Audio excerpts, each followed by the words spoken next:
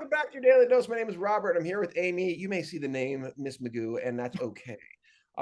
She's getting a tattoo. We'll see it later. Yeah. Amy, we're Yeah. talking about this improv term, base reality, and you gave a breath and a pause when you said it. There are lots of favorite terms that float around in the improv world. The most important to me is yes and, of course.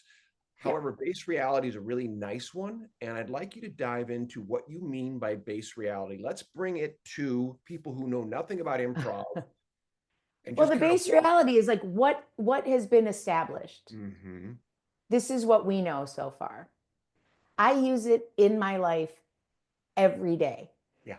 because like this is the base reality. And then if this, then what? Right? So, So if if we are making a peanut butter and jelly sandwich. okay, Okay. that's We it. have bread, we have peanut butter, and we have jelly. That is the base reality. Right. What can we do from there? Well, we could make a sandwich with just one piece of bread. We could make a Dagwood sandwich with four pieces of bread. We could make only peanut butter. We can make peanut Bananas, butter and jelly. whatever. Yeah. Yeah. Yeah. So I like this because, people might look at that and go, well, that's so obvious. But here's what improv does. And feel free to just jump on this all over the place. It breaks us down back to the things we so often run past because we're caught up in our own ego or our own issue. When we're Yeah. forced to say yes and to the base reality, this is what's going on right now, right here, not 12 hours ago, not 12 years from now. This is who we are, what we are, and where we are now. What happens when we just look each other in the eyes or establish Yeah. what's happening, right? It changes everything in human interaction because Yeah. I don't think we operate from base reality hardly ever. No, and it really, and again, I work with lawyers. I'm Yeah. married to a lawyer. And there'll be times where, yeah, he's the best. I have a t-shirt that says I heart lawyers. That's how much I love them. But so I work with attorneys. I teach them how to take better depositions, build their business, all this stuff. And they suffer from never looking, they think they look at the base reality because they're like, these are the facts of the case. It's like, okay, great. These are the facts of the case.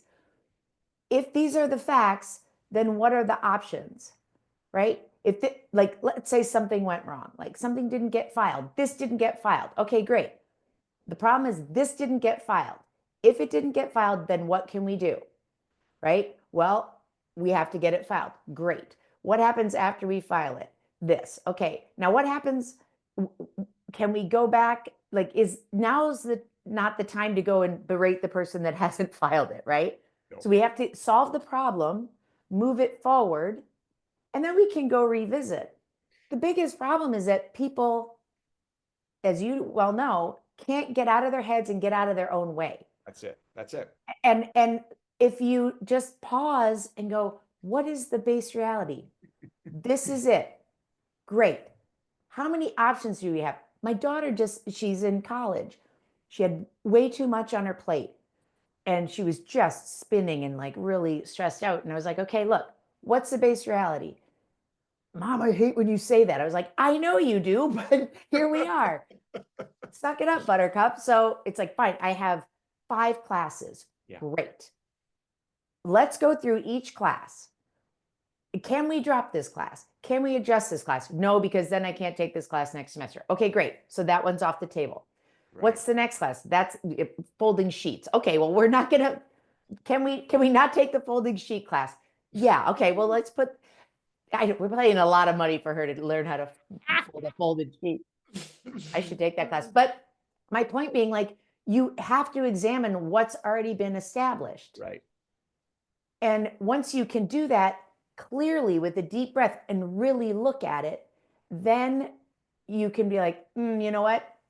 We figured out like this is a class that we no longer need to take.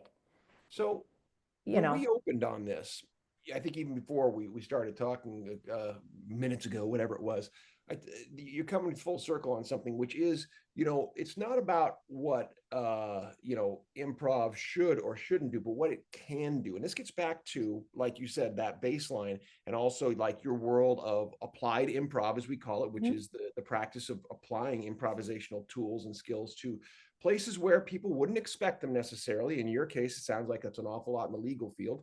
Yeah. For parents, by the way, Oh, improv schools skills apply all the time, and this is something that just, why it's not more broadly yeah. put out there as a skill kind of blows my mind, because it's super low cost, it's relatively easy to teach by those who understand it, and you don't need anything other than people to get in a room and agree on the base reality. I Yeah. mean, Oh, you obviously were talking about base reality, but you had yeah, said, yes, and of course is your favorite and the like the most powerful tool, right? And it is a secret weapon. I'm going to tell you what, I use it when I'm teaching lawyers, but also when I'm teaching those attorney workshops or professional service workshops. I'm like, by the way, how many of you are parents or are yeah, guardians yeah, of like a teenager? They all raise their hand, right? And I'm like, great. Here's your secret weapon. Yes, and. yeah, Like, what? I can't say yes to everything. I'm like, no, you don't. You can say yes to everything. You got to focus on the and. I work yeah, with so many people that like our problem is we say yes all the time. And then we get overburdened. And I'm like, right, then focus on the and.